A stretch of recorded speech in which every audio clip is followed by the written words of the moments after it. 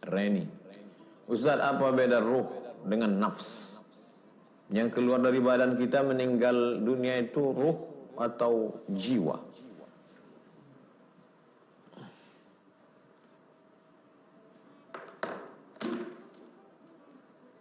Ada namanya ruh.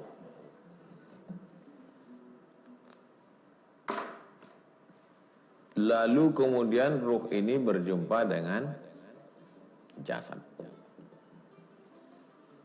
Darah, daging, tulang, bulu, kuku, sumsum.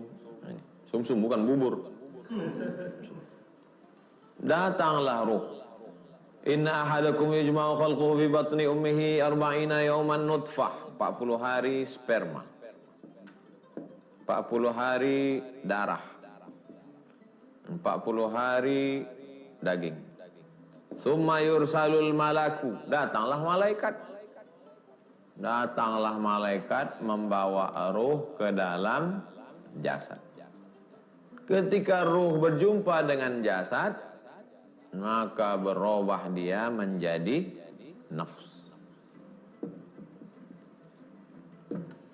Setelah dia menjadi nafs, dia punya keinginan. Sebelum ini tak ada. Keinginannya itu disebut dengan hawa. Hawan nafs.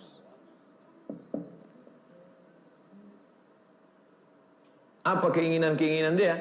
Ingin dipuji, ingin disanjung, ingin dimuliakan, ingin itu, ingin ini, ingin itu, ingin ini. Maka ada yang diturutkannya saja. Itulah dia disebut dengan nafsul ammaratu bisu. Dipeturutkannya saja. Ya, kadang-kadang baik, kadang-kadang tak baik. Itulah dia namanya nafsul lawwamah. Tapi ada yang si nafs tadi bisa dia melawan itu semua. Nah, itulah riyadhah tadi. Itulah yang kita kaji selama ini, riyadhah. Lawan keinginan, lawan ingin makan, lawan ingin minum, lawan ingin ribah, lawan ingin makan haram, lawan melawan yang haram namanya takwa. Melawan yang syubhat namanya wara'. Melawan yang halal demi untuk menjaga nafs namanya zuhud. Maka dia menjadi mutmainnah. Bukan dia tiga, dia satu, tapi sifatnya tiga. Lalu kemudian ketika dia keluar dari jasad, yang dipanggil Allah itu ruh atau nafs? Nafs. Apa kata Allah? Ya ayyatuhan nafsul mutmainnah irji'i ila rabbiki radiyatan mardiyah fadkhuli fi ibadi wadkhuli jannati. Kalau masuk surga ruh, saya tak mau. Ngapain masuk surga ruh? Mimpi.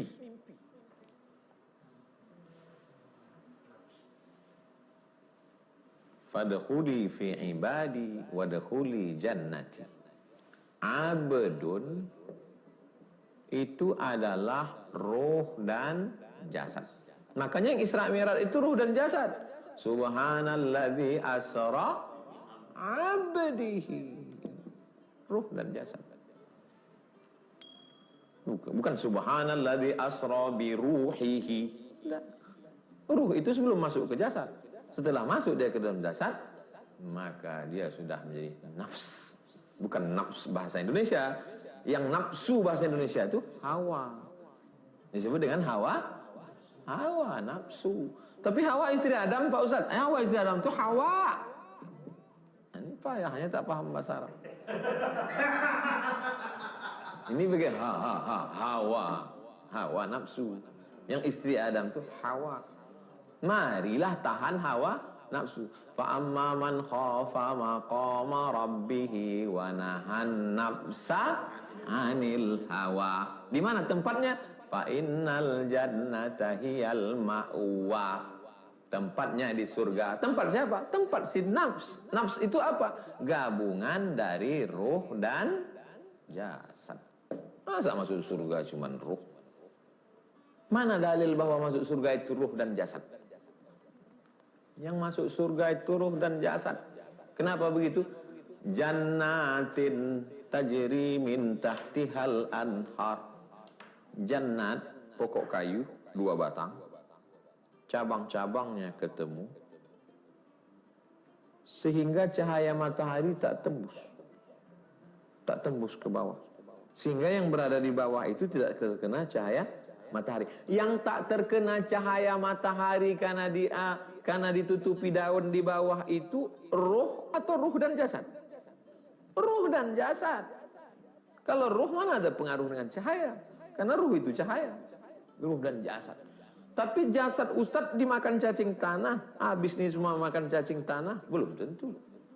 Ada yang dimakan cacing tanah, ada yang tidak. Oke lah, saya termasuk yang dimakan cacing tanah. Tapi ada yang utuh kembali lagi. Ayuhyi rabbuka hadzal 'idhama ba'dama baliya wa ramma? Apakah mungkin tulang belulang yang hancur berkeping sudah putih ini bisa hidup lagi ya Muhammad? Kata Asi bin Wa'il. Datang malaikat Jibril. Qul, katakan ya Muhammad SAW kepada Asi bin Wa'il. Yuhyiha alladhi ansha'aha awwala marrah wa huwa bikulli khalqin alim. Tulang belulang ini akan hidup lagi kama ansha'aha awwala marrah, seperti dia menghidupkannya pertama kali. Apa yang dimaksudnya situ? Bukan ruh dan jasad. Begitu penjelasannya. Kita tak pakai bahasa Indonesia. Jiwa nih bahasa Indonesia. Bahasa Sanskerta, jiwatman. Jiwa. Bangunlah jiwanya, bangunlah badannya untuk Indonesia Raya. Jiwa yang ada di dalam. Jiwa. Ini sangkarnya ini, sangkar. Itu bukan bahasa. Nanti bercampur kacau bahasa. Sekarang kita bahas tentang bahasa Arab.